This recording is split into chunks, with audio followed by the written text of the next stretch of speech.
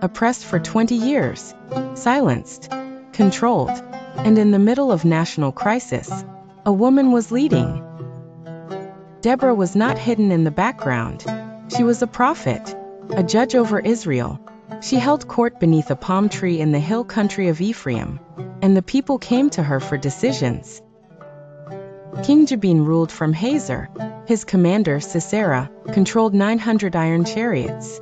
Against iron and steel, Israel had very little.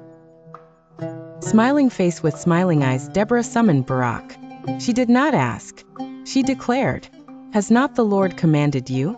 Gather 10,000 men. Go to Mount Tabor. The Lord will give Sisera into your hand." Leadership speaks with clarity. Barak answered carefully, "If you go with me, I will go." Deborah agreed, but she prophesied, "The honor will not be yours. The Lord will deliver Sisera into the hand of a woman." At Deborah's signal, the army advanced. A storm broke over the battlefield. The river Kishon flooded. Iron chariots sank into mud. God did not need equal weapons. He needed obedience. Sisera fled on foot.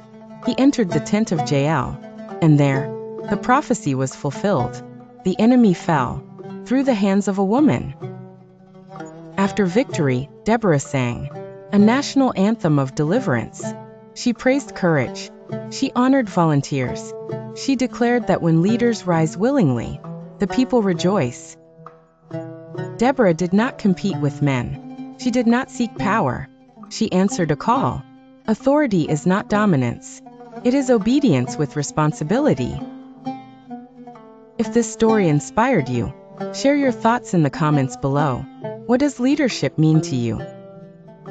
And if you are enjoying these stories of the women of the Bible, consider subscribing for more in-depth storytelling each week.